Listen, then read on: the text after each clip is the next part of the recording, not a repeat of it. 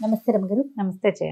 రమగారు, బాలమిత్ర, చందమామ ఈ కథలన్నీ చెప్పుకుంటూ ఉండేవాళ్ళం మనం. చాలా రోజులు అయిపోతుందండి. డిస్కషన్స్ ఎక్కువైపోయినాయి మనకి. ప్లస్ సిరీస్లు వెళ్తున్నాము. మరి వాటి నుంచి ఏదైనా ఒక కథ చెప్తారా? పిల్లలకి చెప్పడానికి బాగుంటుంది. మామూలుగా పిల్లలు పనులు చేయరు చాలామంది. ఏ పని చెప్పినా నేనే చేయాలా, వాడికి చెప్పచ్చు కానీ తమ్ముడినో చెల్లెలనో చూపిస్తారు. రేపు చేస్తా మాపు చేస్తా అంటారు. అది చిన్నప్పుడు అలవాటైతే పెద్దవాళ్ళు అయ్యాక కూడా వాళ్ళు ఏ పని చేయకుండా ఉంటారు. భార్యలు, మగపిల్లలైతే భార్యలకు సహాయం చేయరు, ఆడపిల్లలైతే పని ఎలా ఎగ్గొట్టాలా అని చూస్తారు. పని చేయడం ఇష్టం ఉండదు, హౌస్ హోల్డ్ వర్క్స్ చేయడానికి ఇష్టపడరు. అందుకని పిల్లలకి చిన్నప్పటి నుంచి పనులు గిన్నెలు అలవాటు చేయాలి. గారాబం ఉన్నా సరే, ఎంత గారాబం ఉన్నా వాడి పని వాడు చేసుకోవాలి. కంచం పెట్టుకోవటం, కంచాలు తీయటం, వాడి కంచం వాడు అన్నం తిన్న ప్లేట్ తీయాలి, టిఫిన్ ప్లేట్ తీయాలి, పాల గ్లాస్ పట్టుకెళ్ళిస్తే మళ్ళీ తీసుకెళ్ళి వాడే సింకులో పెట్టాలి లేదా కడిగి పెట్టాలి. ఇట్లాంటి అలవాట్లు చేయండి పిల్లలకి. అవునండి. అయితే ఈ పని అలవాటు లేని వాళ్ళు, పని ఎగ్గొట్టి తిరుగుదామనుకునే వాళ్ళు, అలాంటి వాళ్ళ మీద ఒక చిన్న దయ్యపు కథ. పూర్వం ఒక ఊళ్ళో ఒక అవ్వ మనవడు ఉండేవాళ్ళట.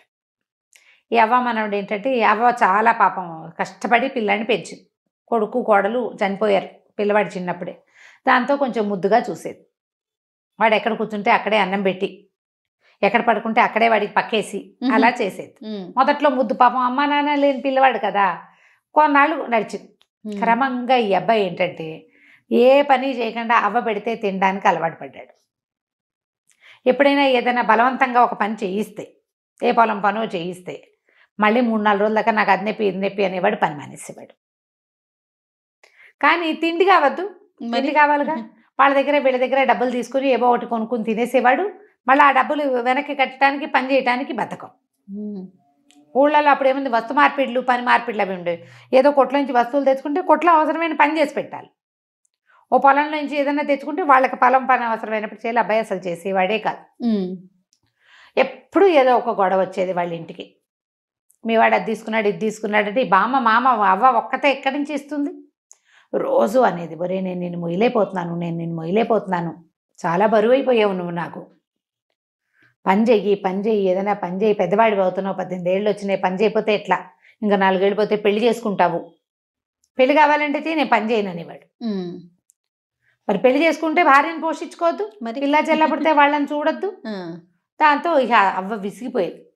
ఒకరోజు ఏమందంటే, ఒరే నువ్వు ఎక్కడికైనా వెళ్ళిపో, నాతో నువ్వు ఉండద్దు అంటే వాడి కోపం వచ్చింది. కోపం వచ్చి ఏమనుకున్నాడు, ఎంతసేపు పని పని అంటుంది. హాయిగా చెరువు గట్టును కాళ్ళు చాపుకుని పడుకుంటే ఎంత హాయిగా ఉంటుంది, గాలేస్తుంటే నిద్ర పడుతుంది. అన్నం వేళకి ఇంటికి వస్తే అవ్వలాగా అన్నం పెడుతుంది. అవ్వ అన్నానికి డబ్బు ఎక్కడి నుంచి తెస్తోంది అనేది వాడికి అక్కర్ల. సరే ఏమనుకున్నాడు, ఇది లాభం లేదు, ఈవిడితో ఉండకూడదు, అడవిలోకి వెళ్ళిపోదాం హాయిగా, ఏ పని చేయక్కర్ల. అడవిలో ఏముంది పని, ఏదో కాయ కసరు కనపడుతుంది, వాటితో పొట్ట నింపుకుని హాయిగా ఉండొచ్చు. రోజు ఎట్లా గడుస్తుంది అనే ఊహ లేదు. ఒకవేళ ప్రమాదం ఉంటుందేమో, ఇంకా అంత దాకా వాడు ఊహించలా. వాడికి ఏదైనా ఊహిస్తే ముందే పని చేసేవాడు. అదే కదా. సరే అట్లా పోయి ఒక అడవిలో ఓ చెట్టు కింద కూర్చున్నాడు. చెట్టు కింద కూర్చుంటే ఆ చెట్టు మీద ఒక దయ్యం ఉందట, చింత చెట్టు. అది ఏం చేసింది, పైనుంచి చింతకాయలు రాల్చింది. వీడు పళ్ళు పండితే బాగుంటాయి, పుల్లపుల్లగా తీతీగా బాగుంటాయి. 4 పళ్ళు తిన్నాడు, అక్కడే కూర్చున్నాడు. అదేమనుకుందంటే, సరేలే వీడిని ఏం చేస్తామని సాయంకాలం దాకా చూసింది. చీకటి పడినా వాడు వెళ్ళల. పగలల్లా దానికి అంత శక్తులు ఉండవు, సాయంత్రం పూట చీకటి పడేసరికి శక్తి పెరుగుతుంది. రాత్రికి వెళ్ళిపోతాడేమో అనుకుంది. ఎవ్వరూ చింత చెట్ల కింద పడుకోరు. అవును, మర్రి చెట్ల కింద, చింత చెట్ల కింద పడుకోకూడదు అనుకుంటారు. వీడు పోవటల్లా కాళ్ళు చాపుకుని పడుకున్నాడు. అవతల ఏదో నీళ్లున్నాయి, పోయి మంచినీళ్ళు తాగొచ్చాడు.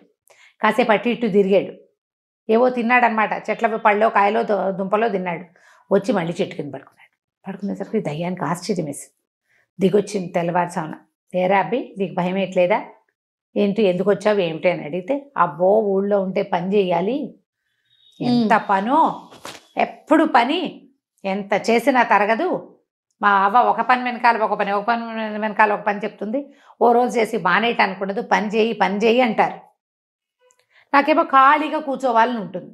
ఓకే, మా అవ్వ నేను పోషించలేనని తిడుతుంది, కోపం వచ్చేసాను అన్నాడు. ఈ దయ్యానికి అప్పుడప్పుడు వచ్చే మనుషులు, ఆ రోడ్డు మీద వాళ్ళు పట్టుకెళ్లే సంచులు, వాళ్ళు ఎప్పుడైనా వదిలిపెడితే తనకి వాసన వచ్చేటువంటి తినుబండారాలు, అవన్నిటి మీద మంచి ఆసక్తి ఉంది. దయ్యం అయితే, ఓ పని చేద్దామా, నువ్వు నా బదులు చెట్టు మీద ఉండు, నేను నీ బదులు ఊళ్ళోకి వెళ్తా, నాకు కూడా చూడాలంది, నాకు ఖాళీగా ఉండాలని లేదు, ఎవరు వస్తారా కాలక్షేపానికని చూస్తూ ఉంటాను నేను ఎంతసేపు.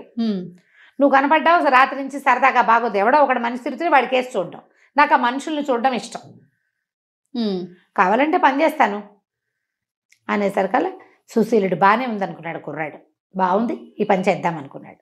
సరే దయ్యానికి ఎలా నువ్వు నేను ఎలా అవుతావంటే ఏముంది, రేపు పొద్దున్నే నేను దయ్యం రూపంలో నుంచి బయటకు వచ్చేస్తాను, నీ బాడీలోకి వస్తా, నువ్వు నాలాగా మారిపోదు కానీ, నాకు తెలుసు ఆ విద్య. కాకపోతే ఏంటంటే నువ్వు వచ్చి అడిగితేనే ఇస్తా బాడీ, ఎవరు చెప్పినా నేను నా బాడీ నీకు ఇవ్వను. మనం మార్చుకోలేం, మనం ఒకళ్ళకొకళ్ళు ఒప్పుకోవని మార్చుకోవాలి. ఓకే, ఒకళ్ళు ఒప్పుకోపోయినా రెండో వాళ్ళకి అవకాశం లేదు. అంటే వీడేమనుకున్నాడు, ఏముంది మనకి చెట్టు మీద ఉండొచ్చు హాయిగా, తిండక్కర్లా గిండక్కర్లా, ఇప్పుడు తిండెట్లా అన్న భయం వస్తుంది మనుషులైతే, నాకేం భయం, హాయిగా చెట్టు మీద పడి ఉంటామే కదా, పని పాటలకన్నా హాయిగా పడుకోవచ్చు కామీగా అనుకొని బాడీ మార్చుకోవడానికి ఒప్పుకున్నాడు కుర్రాడు దయ్యము ఇద్దరు కలిసి బాడీ ఎక్స్చేంజ్ చేసేసుకున్నారు. ఒకళ్ళు ఇటు అటు అటు ఇటు మారిపోయారు. దయ్యమేమో సుశీలు కుర్రాడుగా మారిపోయింది, ఆ సుశీలుడేమో దయ్యంగా మారిపోయాడు. పోయి చెట్టు ఎక్కి కూర్చో, అబ్బా ఎంత హాయిగా ఉంది, లైట్గా బట్టలు కూడా అక్కర్లేదు, ఏ చెట్టు మీద కావాలంటే ఆ చెట్టు మీద చేయమని వెళ్ళిపోవచ్చు, ఎక్కడ కావాలంటే అక్కడ పడుకోవచ్చు, పక్క వేసుకోవాలి ఎక్కేసుకోవాలి, గోల్ లేదు, అన్నం వండుకునే పని లేదు, తలకాయ దూకోవాలి, ఈ ఘోషలు లేవు, మురిగ్గా ఉన్నావు అనేది మా అమ్మ, స్నానం చేయమనేది, స్నానానికి కూడా బతకమే బడికి, హాయిగా ఉందని చింత చెట్టుకి తోక వెళ్ళాడేసుకుని కూర్చున్నాడు. ఓకే, ఈ కుర్రాడి వేషంలోకి వచ్చిన దయ్యము దానికి ఎంత ఎక్సైటింగ్గా ఉందో, నడుస్తుంటే మహా బాగుంది, అంతకుముందు గాలిలో తేలిపోకుంటూ ఉండేది, ఇప్పుడు చక్కగా స్థిరంగా నడుస్తుంది. వెళ్ళి చెరువు దగ్గర నిలబడి చూసుకుంది, అచ్చు ఇందాక వచ్చిన కుర్రాడి లాగానే ఉంది తను, చాలా సంతోషించి సరే వీళ్ళు ఎలాగా గుర్తులు అన్నీ తెలుసుకుంది, వీణే అడిగింది, అలా గుర్తుల ప్రకారం ఇంటికి వెళ్ళిపోయింది. అవ్వ ఊరు నాయన వచ్చావా, ఎక్కడికి పోయావురా రాత్రంతా, దాదా సర్ది తాగుదు కానీ అని ఇచ్చింది. ఇచ్చేసరికి అలా మాట్లాడకుండా పుచ్చుకుంది దయ్యం. అది ఎన్నేళ్ళయిందో చచ్చిపోయి, దయ్యంగా ఉంది, ఫుడ్ లేదు, హాయిగా సర్ది అన్నం తిని ఉల్లిపాయలు పచ్చిమిరపకాయలు కొరుకుని తింటుంటే అమ్మ ఎంత ఆనందమో, ఎంతో బాగుంది. తర్వాత మా అమ్మ వాళ్ళ అవ్వ అడిగింది, ఏరా పక్కింటి కామంత్ గారికి పని ఉందిట్రా, నేను వెళ్తానంటే నేను కూడా వస్తానన్నాడు. ఆశ్చర్యపోయి న్యూటి వీడు వస్తానంటున్నాడు అని, అంతకుముందు నువ్వు అనేవాడు, ఆవతో పాటు పొలం పనిలోకి వెళ్ళాడు, చాలా పని చేశాడు, అన్ని పనులు అందరితో పాటు. సాయంత్రం ఇంటికి వచ్చాక ఎంత బాగా నిద్ర పట్టిందో, అది దయ్యంగా ఉన్నప్పుడు దానికి నిద్రే తెలియదు, హాయిగా పడుకుని నిద్రపోయాడు. వాళ్ళ అవ్వ కూడా సంతోషించింది, వాళ్ళ తోలంలో పని చేశాడు, ఇక రోజు పని చేయడానికి వెళ్ళటం మొదలుపెట్టాడు. ప్రతిరోజు వెళ్తుంది ఆ దయ్యం పనిలోకి, చక్కగా పొద్దున్న తినేస్తుంది, సాయంత్రం తినేస్తుంది, హాయిగా పడుకుంటుంది, చక్కగా స్నానం చేయొచ్చు, చెరువులో ఎంతసేపు అయినా ఈత కొట్టచ్చు.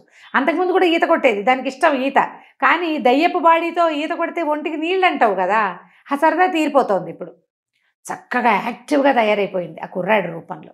అక్కడ ఉన్నాడుగా కుర్రాడు మనవాడు, చెట్టు మీద 3-4 రోజులు హాయిగా ఉన్నాడు. తర్వాత ఇంకా విసుగు పుట్ట మొదలెట్టింది, ఏమీ పని లేకుండా ఎలా ఉంటాం, అంతకుముందు ఎంత చేయకపోయినా కొంత పని చేసేవాడు, ఈ గిన్నె తీసి అక్కడ పెట్టు, ఆ చెంబు తీసి ఇక్కడ పెట్టు, ఆ కట్టలు పట్టుకురా, ఈ పొయ్యి వెలిగించు, పొయ్యి దగ్గర కూర్చో, ఏదో చెప్పేది, ఏదో అప్పుడప్పుడు స్నానం చేసేవాడు, ఎవరింటికైనా వెళ్ళేవాడు, ఎవరితోటైనా మాట్లాడేవాడు. ఈ బాడీతో ఏముంది, ఎవరితో మాట మంతి, వీడు కనపడగానే అందరు లేచక పారిపోతారు. అదే కదా, విసుకొచ్చేసింది. ఒక 5-6 రోజులు 10 రోజులు గడిచేసరి కల్లా ఎగురుకుంటూ పోయి తన ఇంటికి వెళ్ళాడు. అక్కడ పడుకుని ఉన్న కుర్రాడిని చూసి, కుర్రాడి రూపంలో పడుకున్న దయ్యాన్ని చూసి, మన ఇద్దరం బాడీ మార్చుకుందాము, నేను ఉండలేకపోతున్నాను అక్కడ అనేసరికల్లా ఈ దయ్యం అంది, నేను హాయిగా ఉన్నా, నాకు కూడా అనిపించాలి బాడీ మార్చుకోవాలి, నాకు ఇప్పుడు అనిపించట్లా, నాకు పని చేస్తేనే బాగుంది, పని చేస్తేనే జీవితం బాగుంటుంది, నేను చచ్చినా నా బాడీ నీకు ఇవ్వనంది. ఏం చేస్తాడు ఆ కుర్రాడు, అయ్యో ఏడుపు మొహం పెట్టుకుని పోయాడు. మా అమ్మని చూస్తే బాధగా ఉంది బడికి, మా అమ్మ అవతో ఉండలేకపోతున్నాను, 10 రోజులు అయిపోయింది అవ్వని చూసి, అటు ఇటు తచ్చట్లాడి, పైగా ఈ దయ్యాలు అవి తిరుగుతుంటే కుక్కలు పిల్లులు తెగ మురుగుతాయి, కుక్కలు వెంట పడతాయి, ఏదో కుక్కను తోలేస్తున్నారు కానీ ఏం జరిగిందో ప్రజలకు తెలియటలా. సరే ఏం చేస్తాడు, ఎగురుకుంటూ పోయాడు వాడు. ఈ లోపల ఇలా 10-15 రోజులు గడిచాక ఏమైంది, ఓ కామంద్ గారు ఒక ఆయన వచ్చి ఎవరిని అడిగాడు, నీ మనవడు ఏడి అని, ఇప్పుడే పొలం పనికి వెళ్ళాము వచ్చాము, ఇప్పుడే ఇదిగో మా మనవడు అని అనేసరికల్లా, ఏరా నువ్వు 10 రూపాయలు తీసుకున్నావు అప్పుడెప్పుడో, నా 10 రూపాయలు నాకు ఇవ్వు అన్నాడు. అనేసరికల్లా వీడికేం తెలుసు, దయ్యం కదా ఇది, నాకు తెలియదు అనబోయాడు. అనబోయేసరికల్లా వాళ్ళ అవ్వంది, బాబు నా దగ్గర కొడితే కూడా రూపాయి లేదు, 10 రోజుల నుంచి నా మనవడు నాతో పనిలోకి వస్తున్నాడు, సాయంత్రం అయ్యేసరికల్లా వాళ్ళు బియ్యం ఇస్తున్నారు, హాయిగా అన్నం వండుకుని తింటున్నాం, రూపాయి లేదు, వాడు ఎట్లా ఇస్తాడో వాడు మీరు తెలుసుకోండి, నాకు తెలీదు. ఏ రోజుకు ఆ రోజు మేము తెచ్చుకుని వండుకునే పరిస్థితి నాది. వాడు ఆ 10 రూపాయలు ఏదైనా చిత్తుకాయ తలాట్లు పిచ్చాట్లు ఆడేశాడా, తినేశాడా, నాకు ఏం చేశాడో తెలీదు. అక్కడి నుంచి వాళ్ళు బయటికి లాక్కొచ్చారు. వీడికి ఏం తెలుసు, ఈ దయ్యంలో రూపంలో కుర్రాడికి పని చేయటం తెలుసు. నేను పని చేస్తానన్నాడు. పని చేస్తానంటే పని చేసి ఎప్పటికి 10 రూపాయలు తీరుస్తావు? పని చేస్తే రోజుకు వచ్చేది పావలా అర్ధ. అక్కడి నుంచి వాళ్ళు అన్నారు, ఏంటి వేషాలు వేస్తున్నావా, ఇదివరకు లేదు ఇప్పుడు పని చేస్తానంటావు అని చెప్పేసి 2 పీకారు. కొట్టేసరికి ఒకళ్ళు 2 దెబ్బలు కొట్టేసరికి మిగిలిన వాళ్ళకి ఒక ఉద్రేకం వస్తుంది. చెట్టు కట్టేయండి రా, చెట్టు కొట్టేసి కొట్టండి రా వెండి అన్నారు. చెట్టు కట్టేసేసారు. కట్టేసి ఫటా కొట్టేశారు. దయ్యానికి అనిపించింది, అమ్మ వీళ్ళు కొడుతున్నారేమిటి, ఇలాంటిది ఒక ఘటన జరుగుతుందని తెలియదు దానికి. బాగా దెబ్బలు తింది. దెబ్బలు తిన్నాక నువ్వు రేపటి నుంచి పనిలోకి రావాలని చెప్పి వెళ్ళారు. పనికి రావాలి, దెబ్బలు తిన్నాడు. అక్కడి నుంచి దేవుడా రావుడా జీవుడా అని ఎట్లాగొట్లా పని చేయటం మొదలెడతాయి. ఈ లోపల ఇంకొకళ్ళు వచ్చారు. మా దగ్గర రూపాయి తీసుకున్నాడు. 10 రూపాయలు తీసుకున్న వాళ్ళు 25 దెబ్బలు కొడితే రూపాయి తీసుకున్నవాడు ఎన్నో కొన్ని కొట్టాలి కదా. అక్కడి నుంచి ఇది భయం వేసేసింది వీడికి. ఓరు నాయనో, ఈ దెబ్బలు ఎవడు తింటాడు, పరిగెత్తుకుంటూ పోయాడు ఆ సుశీల్ దగ్గరికి. కుర్రాడు అక్కడ ఉన్నాడు కదా చెట్టు మీద. బాబు నీ బాడీతో నేను పడలేనురా, ఈ దెబ్బలు ఎవడు తింటాడు, ఎవడి దగ్గర నువ్వేమేమి బాకీలు చేసావో వాళ్ళంతా కొట్టడానికి వస్తున్నారు, ఇప్పుడు ఏమిటి పని చేయించుకుంటారు, కసి తీరడానికి కొడతారు. నా వల్ల కాదు, నీ శరీరం నువ్వు తీసుకో, నా బాడీ నాకు ఇచ్చేసి అనగానే అప్పటికి 20 రోజుల నుంచి విసిగిపోయి ఉన్నాడు ఆ సుశీలుడు. ఎప్పుడెప్పుడు వెళ్ళి అవ దగ్గర పడిపోదామా అని ఉంది. ఖాళీగా ఉండటం మంచిది కాదు అని తెలిసిపోయింది. అన్నీ కనపడతాయి పదార్థాలు. దయ్యాలు ఏం తింటాయి, ఆహారం అవసరం లేదు కదా. కంటికి నచ్చిన ఏ పదార్థము తినడానికి ఉండదు, పాడు చేయగలదు దయ్యం, తిండి ఉండదు. వెంటనే బాడీ స్విచ్ చేయిపోయాయి. దయ్యం పోనీలే ఎప్పుడో ఒకసారి సరదాగా చూసాం కదా, ఎప్పుడైనా వచ్చి నన్ను పలకరించు, బాయ్ బాయ్ అని చెప్పేసింది, చిటకేసింది. ఈ సుశీలుడు పరిగెత్తుకుంటూ వెళ్ళి అవ్వని కావలించుకున్నాడు. అవ్వా అని ఆవిడ ఆశ్చర్యపోయింది. రోజు ఇక్కడ ఉండేవాడు ఎందుకు కావలించుకుంటున్నాడో తెలియదు. ఇవాళ నుంచి నేను శ్రద్ధగా పనిచేస్తా, బాకీలు తీర్చేస్తాను అని చెప్పి ఆ రోజు నుంచి ఏదో పనికి వెళ్ళటం కాకుండా శ్రద్ధగా కొన్ని పనులు నేర్చుకుని మెల్లిగా డబ్బులు సంపాదించుకుని తనకు చేసిన పాత బాకీలన్నీ తీర్చేసాడు. ఆ తర్వాత నిదానంగా జీవితంలో కుదురుకున్నాడు. పని చేసిన వాడిదే జీవితం, అంతే. పని అనేది ఇతరులకి సహాయమే కాదు, నీకు కూడా. ఖాళీగా ఉండటం, ఏమీ చేయకుండా ఎంతసేపు ఇట్లా నొక్కుంటూ కాలక్షేపాలు చేయటం, ఇది బ్యాడ్ ప్రాక్టీసు. మగపిల్లల్ని పని చేయించకూడదు, పెళ్ళాలు వచ్చి పని చేస్తారు లాంటి దిక్కుమాల ఉద్దేశాల్లో ఉండకండి. పనులు అలవాటు చేయండి పిల్లలకి, వాళ్ళ పని వాళ్ళు చేసుకోవటం కనీసం. రైట్. ఇతరులకు సహాయం చేయటం 2వ పాయింట్. ఇవి నేర్పించాలి. సోమరిపోతులు కాకుండా ఉంటారు. ఈ కథని ఇంకా సరదాగా, ఇంకా వాళ్ళకి నచ్చేలాగా చెప్పుకోవచ్చు మీరు. రైట్. చాలా బాగుంది రమ్మగారు. నమస్తే. నమస్తే జయ.